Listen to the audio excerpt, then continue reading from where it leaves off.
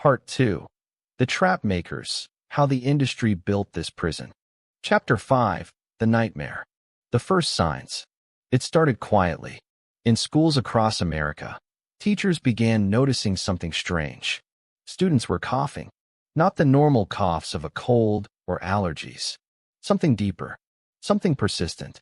And they were gathering in bathrooms. More than usual. Groups of them, huddled together, passing something between them. At first, no one knew what it was. Then the first reports started appearing. In local news, then national. Parents talking about their children coming home with mysterious symptoms. Breathing problems. Fatigue. Chest pain. The doctors were confused. The symptoms didn't match anything in their textbooks. They tested for pneumonia, for asthma, for everything they knew. Nothing fit. Then someone asked the question that would change everything. Does your child vape? The school bathroom. In the Netflix documentary Big Vape, The Rise and Fall of Juul, a girl named Ksenia Benes from Neenah, Wisconsin, describes her first experience. She was young, 14, maybe 15. The first time she tried it, she didn't know what to expect. But when she inhaled, it hit her like a wave. Her whole body felt different, tingly, strange, electric.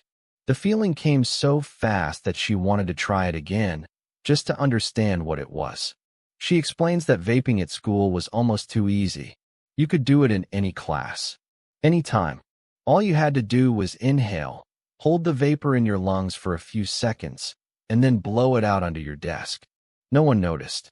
No one smelled anything. And the device itself? It looked exactly like a USB stick. Students charged them openly in their laptops, and teachers never suspected a thing. Ksenia didn't know about nicotine salts. She didn't know about the decades of tobacco research that went into that smooth hit. She didn't know that the device in her hand contained as much nicotine as a pack of cigarettes. All she knew was that it felt good, and all her friends were doing it. It became a social ritual. Students would gather in the bathroom, passing around a Juul, showing off their pods like trading cards. I've got mango. Look, I've got the blue one. Check out this gold edition. It was a trend. It was fun. It was connection. In her words, Juul created a kind of unity among her generation, something that brought people together, even though it was slowly harming them. A teacher watches. Jonathan Hirsch was a teacher in Marin County, one of the wealthiest counties in America. He had been teaching tobacco prevention since 2012. Back then, smoking among freshmen was practically zero. Less than 1% of students used cigarettes regularly. It was rare. You never saw cigarette butts on campus. Nicotine wasn't even on their radar as a problem. Teachers at the time were focused on alcohol, on rising cannabis use. They genuinely believed the battle against cigarettes had been won.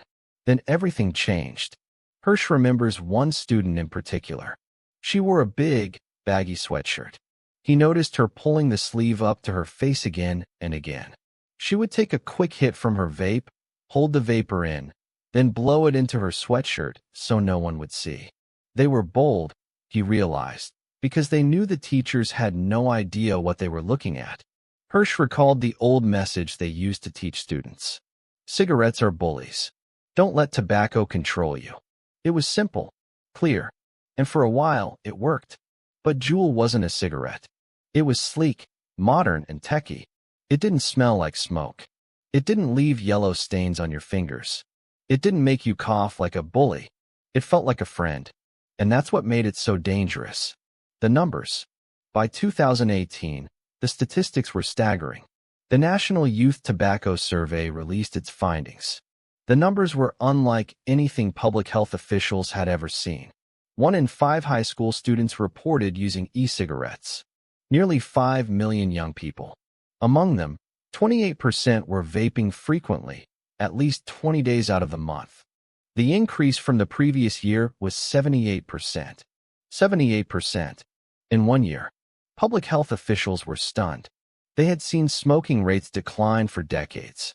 They had celebrated victory after victory. They thought the battle was over. They were wrong. The battle had just moved to a new battlefield. And the enemy was invisible, odorless, and disguised as a tech gadget.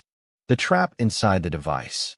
Remember the nicotine salts that Adam and Chinyu perfected? The ones that made Juul so smooth, so satisfying?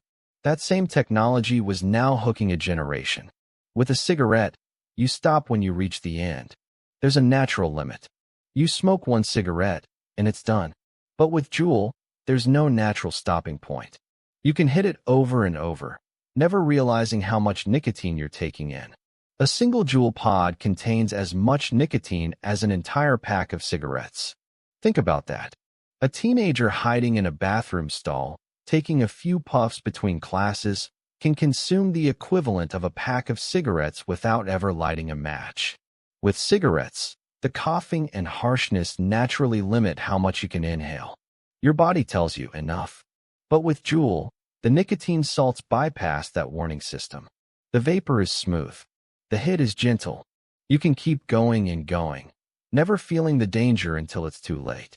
One teenager admitted, "I went through a pod about every 2 days." My friends? They could go through one a day. Sometimes I got pretty close to finishing a pod in a single day.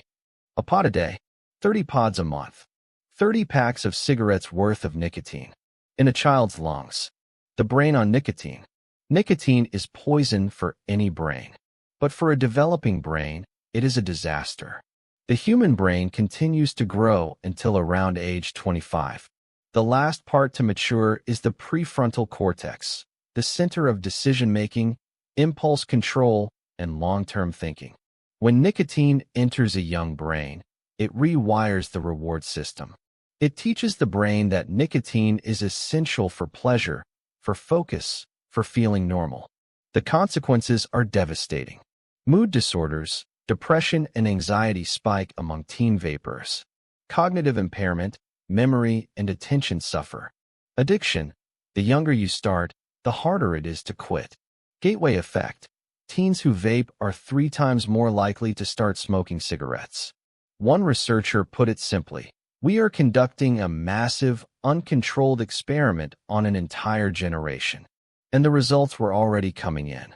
A mother's desperation. A parent shared a story that captures the grip Juul had on families. One morning, her son couldn't find his Juul. He was rushing to get to work, but the frustration built and built until he punched a wall. He kept asking over and over, "Where's my Juul?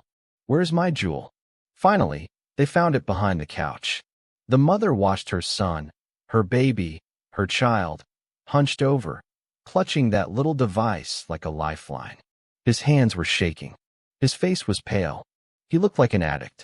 Because he was. She later reached out to Juul directly. She wrote them a letter. Asterisk, "Dear Juul, my 20-year-old son is incredibly addicted and wants to quit. He's using 3 pods a day equals 3 packs of cigarettes. Do you have any research or advice on how to help him quit?" Asterisk. She wasn't trying to make a scene. She just wanted answers from the company that created the problem. The response came from Mark Jones, Juul's Associate General Counsel, a lawyer, not a health expert. He wrote, "You should address this question to your healthcare professionals. We're not able to make health recommendations." She remembers her anger. Juul had designed a product to give smokers exactly what they wanted. They had studied addiction. They had perfected nicotine delivery. They knew exactly how to hook someone. But they had never considered what happens when someone wants to stop. There was no guidance, no exit plan, no off-ramp, just a delivery system built for addiction. The weekend that changed everything. One doctor shared a memory that still haunts him. He was on call at Children's Wisconsin in July 2019. It was a holiday weekend, July 4th, and he expected a quiet shift. Maybe a few kids with firecracker injuries. Maybe some upset stomachs from too much barbecue. But that calm disappeared almost instantly. By the end of the day, for maybe 5 teenagers had been admitted, all showing the exact same symptoms. Fever, coughing, trouble breathing, overwhelming exhaustion. Something was connecting them. At first, the medical team tried antibiotics. Standard procedure for respiratory infections. Nothing changed. The kids didn't improve. Then they tried steroids. Still nothing. The patients were getting worse. One of them, a 17-year-old boy, was struggling to breathe even with oxygen. His lungs were filling with fluid. His oxygen saturation was dropping. The doctors were desperate. They had never seen anything like this. Then they dug deeper. They asked the families the same question, over and over, looking for a common thread. Finally, one detail stood out. Every single one of the teens had been vaping. Word spread quickly. Soon the hospital was issuing warnings to other departments, other hospitals, other cities. 8 teens that month alone had been hospitalized with severe lung damage at Children's Wisconsin. Across the country, the numbers kept climbing. Illinois reported cases, then California, then New York, then Florida. A 4th death, then a 6th. Dozens of confirmed cases became hundreds. When it reached 127 confirmed victims across 15 states, doctors knew this was no isolated problem. This was an epidemic. Eventually, the illness was given a name: EVALI, e-cigarette or vaping product use, associated lung injury. When doctors examined the lungs of EVALI patients, they found something horrifying. The lungs looked like they had been chemically burned. The delicate tissues that should have been pink and elastic were stiff, inflamed, covered in lesions. Some patients' lungs resembled those of chemical workers who had inhaled toxic fumes. The official cause? The lungs were reacting to inhaled toxins, heavy metals, flavoring chemicals, and in many cases vitamin E acetate, a thickening agent used in black market vape cartridges. But the unofficial cause was simpler. These teenagers had been inhaling things that were never meant to enter a human lung. Our lungs evolved over millions of years to handle one thing: clean air. They are exquisitely designed to extract oxygen from the atmosphere. They are not designed to process nicotine, flavor chemicals, or heavy metals. One doctor put it starkly: if you spread out the surface area of the lungs, it would cover a tennis court. That's how much delicate tissue these kids were damaging with every puff. The irony was devastating. A product designed to remove the harms of smoking, the tar, the smoke, the combustion, had created a new kind of harm, one that doctors were still struggling to understand. What began as a single confusing weekend at one children's hospital had exposed a nationwide health crisis, one that no one saw coming until teenagers were fighting for their lives. Chance's story. Chance was like millions of other teenagers. Curious, stressed, surrounded by friends who all carried the same small metallic device in their pockets. Juul was normal. No big deal. Everyone did it. It was social, fun, and harmless, or so he believed. Then one summer afternoon, everything changed. He was sitting with his friend when he felt a sudden sharp pain in his chest. Not a regular ache. Something different. Something deeper. It's like a needle, he told her. Like someone is plucking something out of my chest. He tried to brush it off. Maybe tiredness. Maybe stress. Maybe he just needed rest. But the pain kept returning, each time more intense. Finally, he went to the hospital, expecting a quick checkup. Maybe an X-ray. Maybe an EKG. And then the usual: "You're fine. Here's some Tylenol." But that's not what happened. A team of surgeons burst into the room. Faces tense. Voices raised. "Wake up. We need to rush you into surgery right now." "Why? What's wrong?" "Your lung collapsed." For a moment, the world froze. He asked, trembling, "Can I at least call my dad?" "You can," they said, "but he won't make it in time for what we have to do." He remembers the sound when they inserted the tube into his chest. Not medical, not gentle, more like branches snapping under someone's foot, a sound he would never forget. Fear washed over him. He thought, "If I'm going to die, I want people to know what happened. I don't want to disappear quietly." So he took out his phone. He started recording, his voice weak, his breath short, his chest wrapped in tubes. He shared what happened, raw and unedited. He said, "I'm in the hospital because my lung collapsed. I've been vaping for 2 years. I thought it was harmless. I was wrong. Please, if you vape, stop. Don't let this happen to you." The video was grainy. His face was pale. His eyes were full of fear. And then something unbelievable followed. His story spread everywhere. Within days, the video had millions of views. News outlets picked it up. Social media exploded. Chance became the face of the vaping crisis. Messages flooded in. People thanking him. People crying with him. People sending videos of them smashing their vapes, throwing their Juuls in the trash, promising to quit before it was too late. Even his own friends, who used to vape every day, wanted to stop. Not because of the rules, not because of lectures, but because they were scared, because they saw what could happen, because they saw Chance, their friend, their peer, fighting for his life. Chance survived. Barely. He spent weeks in the hospital. More surgeries. More tubes. More pain. But survival came with a mission. He said, "The only goal I have now is to spread the word so no one ever goes through this again." His pain became a message. His fear became a movement. And in that hospital bed, with every breath hurting, he learned something most people never learn until they're forced to. One choice, one habit you think is harmless, can take everything from you. But one story, one moment of courage, one voice willing to speak the truth, can save thousands. The voices that were ignored. Throughout the crisis, young people tried to speak up. They posted videos. They wrote articles. They testified before school boards. They begged their friends to stop. But the industry was too powerful.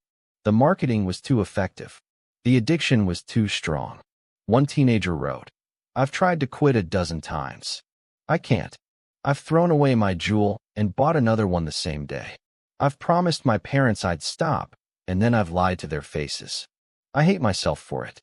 But I can't stop." Another said, "I didn't choose this. I just tried it once. One time. And now I can't imagine my life without it." These weren't bad kids. They weren't rebels or troublemakers. They were ordinary teenagers who made one choice, one seemingly harmless choice, and found themselves trapped. What they didn't know. They didn't know that the sleek device in their pocket was the result of decades of research into addiction. They didn't know that the flavors they loved were designed to mask the harshness of nicotine, not to make vaping fun. They didn't know that a single Juul pod contained as much nicotine as a pack of cigarettes. They didn't know that they were part of an experiment, one that had been running for over 50 years, long before they were born. They didn't know that the company selling them freedom was, in fact, building a prison. And they certainly didn't know that behind the scenes, a much darker story was unfolding, a story of money, power, and the oldest tobacco company in America. But they would learn. Soon. End of Chapter 5.